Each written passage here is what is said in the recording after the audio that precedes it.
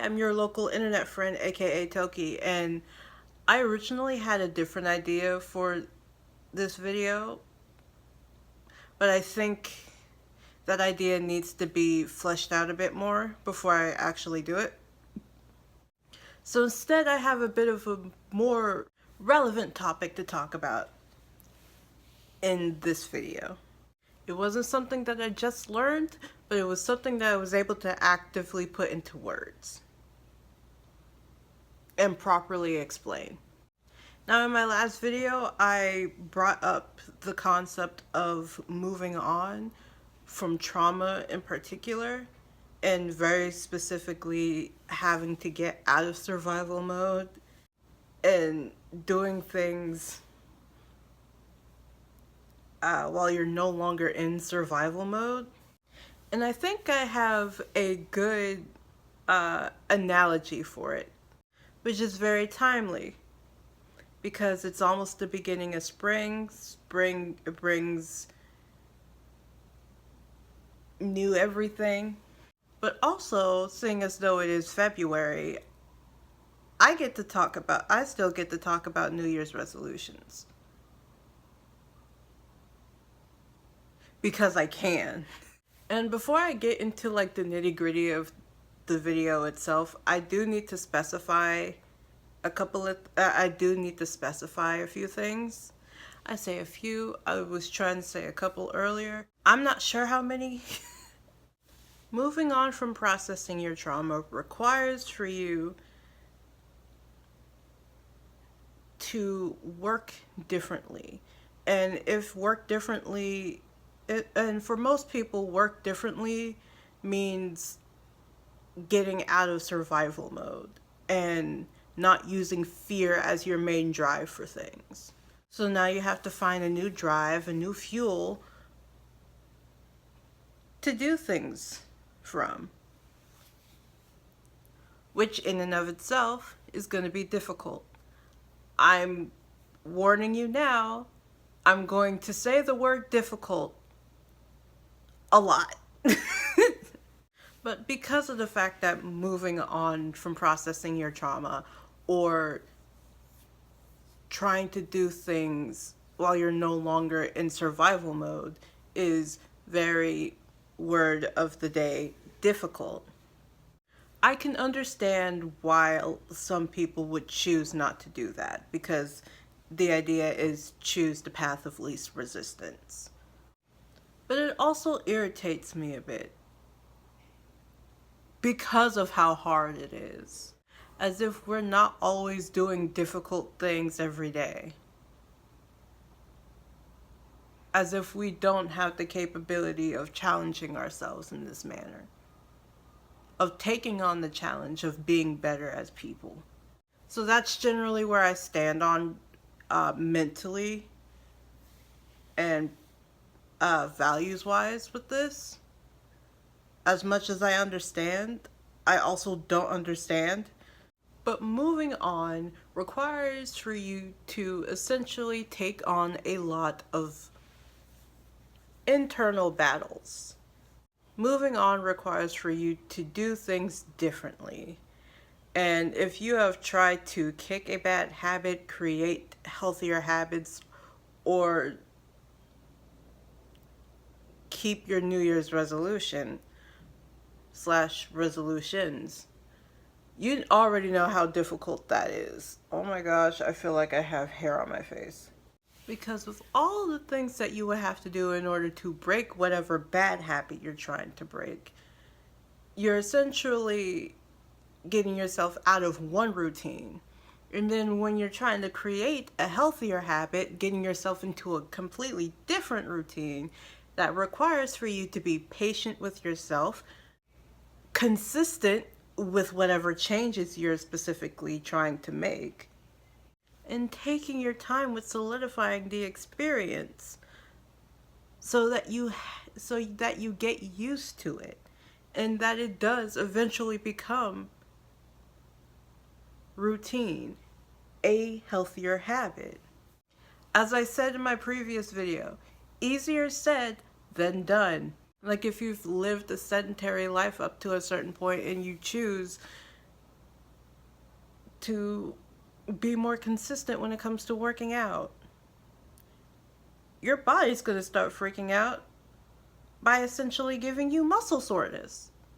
And if you change around your workout regimen, like maybe every 3 months or so, you're going to end up feeling that soreness in different places. But also, plants tend to freak out when you have to cut them back, or when you're cutting them just to propagate them. It's either they start freaking out by growing more roots, or I don't know how else plants tend to freak out. So having a bit of difficulty with the change itself is already like a natural effect. Is that what I wanted to say? So having a bit of discomfort when it comes to change in general is already such a natural thing in the world. But let's say that the habit you're specifically trying to break is like constantly pushing yourself past your limit, because you used to do that when you were in survival mode, and now you have to actively like lessen the amount of stuff that you do on a daily basis or in general. You have to start prioritizing rest and prioritizing not going over your limit, or at the very least not always going over your limit. And when you do, you also have to plan for rest and recovery. This is another reason as to why they say rest days when you're working out are very important, because it allows your muscles to fully recover. And if that wasn't already bad enough, we have another hurdle of having to slow down when you do things. One of the ways that a lot of people, and I think a lot of therapists, are able to pinpoint a person being in survival mode is how quickly they do things. So you have to work on being consistent with reminding yourself to slow down.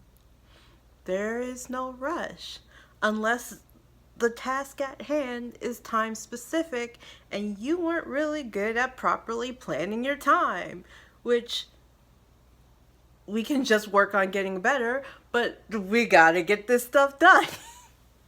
Like, you're not gonna have it all down pat first try. It's gonna take time to get into a proper routine. It's gonna take time for you to not rush things. But it's also gonna take time for you to figure out how long you would need to rest. And with that, it takes experience, both time and experience. And something else I brought up in my last video is having to figure out who you are and what you want to do as far as the whole moving on thing goes. Because like once you get that solidified enough, you now have to kind of put that into practice every single day. And if not physically tiring, it is mentally exhausting.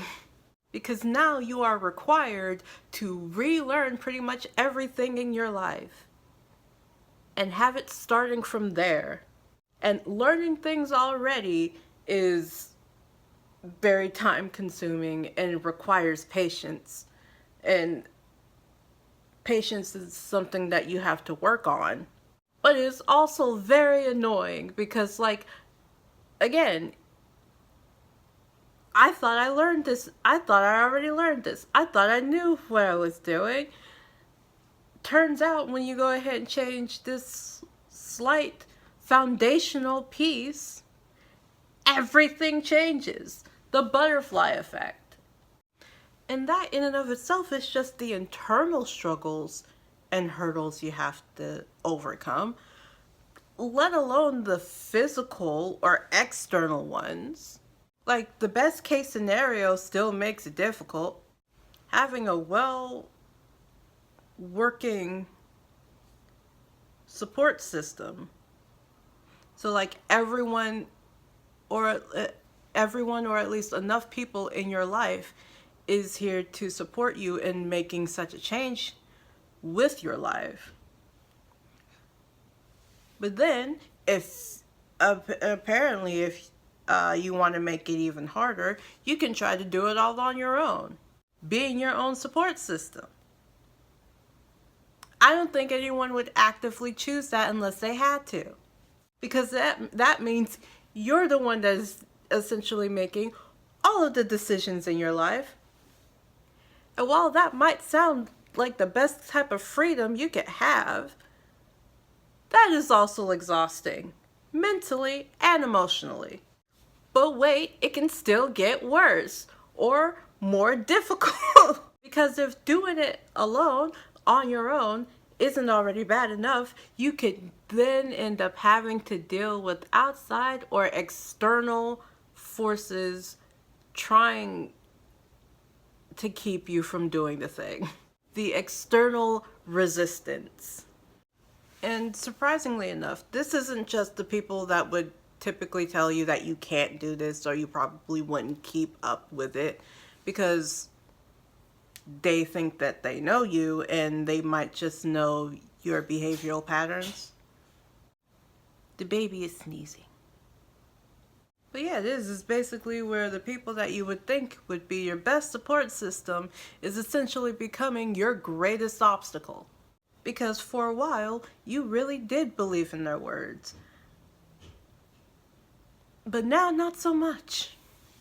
And it could be as indirect and unintentional as just making more for you to have to do, to being intentionally malicious and actively trying to sabotage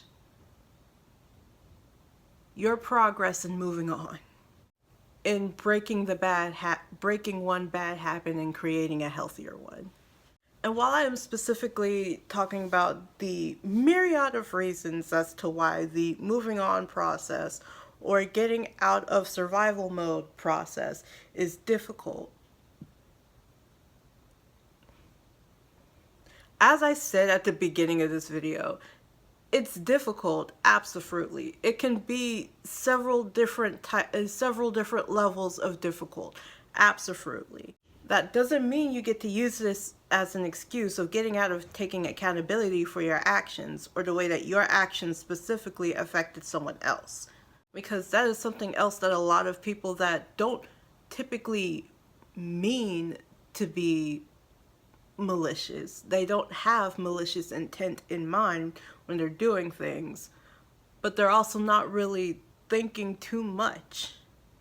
It's almost as if they're not thinking at all about how their actions are going to affect other people.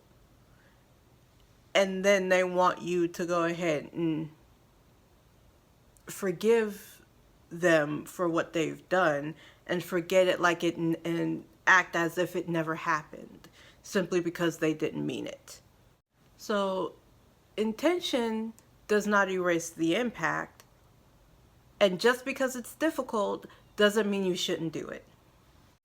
This is a relatively impromptu video, as in I knew I still needed an outline, so I ended up making the outline the day of,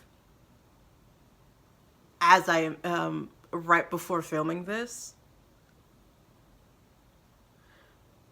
So like the thought process of making that outline is still relatively fresh in my mind, but that doesn't mean I'm not going to mess up, because I'm still technically freeballing this. With all that being said, I've been your local internet friend, aka Toki, and this is Toki saying Toki out.